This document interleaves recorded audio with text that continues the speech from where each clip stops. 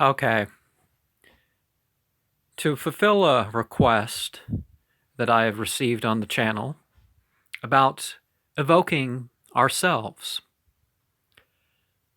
I would like to address the issue by saying that ourselves are sort of a physical, psychic, spiritual combination.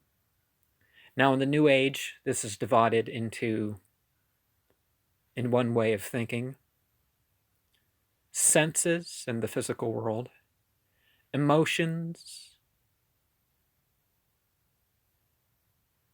causal, intellectual, intuition, soul, and spiritual.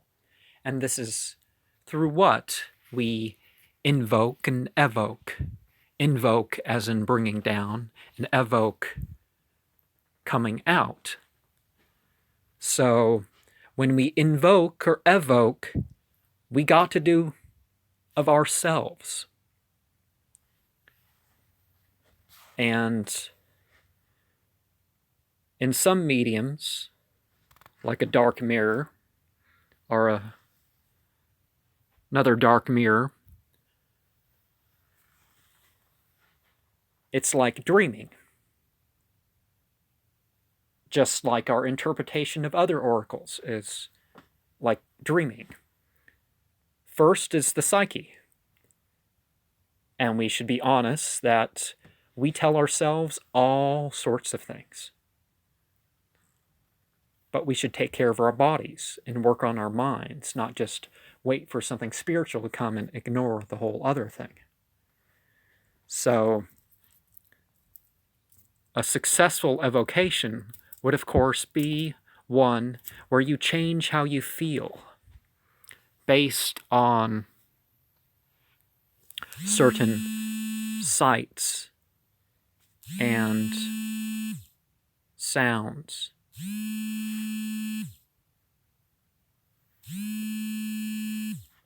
And, ah.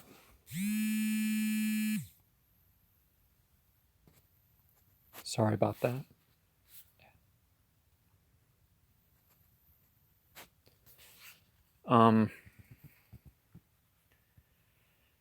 So I've talked about my different techniques that I use, and so starting with the sun, you have light. So you work on your visualizations, and you can indeed, and you can call up yourself to visible appearance in a way of thinking. You can see yourself doing things you never were doing. Some of this is very deliberate and controlled, just as you take an image and you memorize it, or a symbol or a word or something, and you know, until you can actually see it. You trace out the lines and other such things. You work on the awareness, what goes across your body, the sensations and the sounds and sights and all that. You work on relaxation and experience on creating drug-like highs by, you know, vibrating the centers, or feeling or tracing out the reaction in your brain and your body that would take place. And of course, for a lunar thing, lunar is an excitement, a reactionary sort of, as opposed to relaxation. Well, not as opposed to relaxation, you can work them together in different parts. You got your overwhelming use of sound, sort of your Martian way of things. Again, a technique that you can use either by voice or otherwise to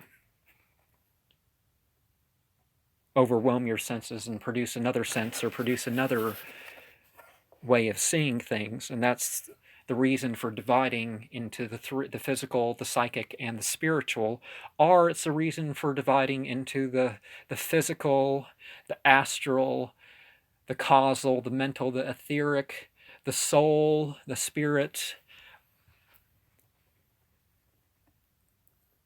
and the technique of non-awareness. And of course, going back to earth, you can say silence.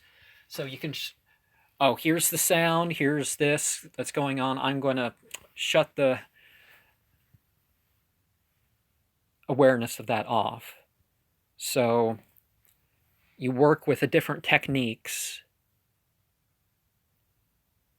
And of course, if you are doing some sort of olatry or just worshiping something that straight up you believe is God or the God or Godhead or something like that, then, you know, your devotion, that's enough.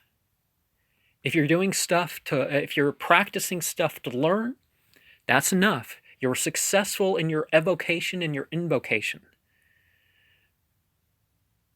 Now, if you think you need certain fruitive actions, and that is where it comes in, where you could have a... Now, I'm making a Enochian one to put here, but you can have 3 types of altars. And I guess you can have a ceremonial, you can have a memorial, which which presents some sort of history or refers you to who your ancestors are. And there could be a personal or devotional, straight up devotional, beyond the grimoire ceremony sort of thing. And I guess that is what this mat has served as, is that it doesn't really need anything. It doesn't even need its pattern. It's just, you know, nicer on this old floor. So I guess that's it for now. But remember, the secret to evocation is to evoke yourself first, because that's what the experiences will come through.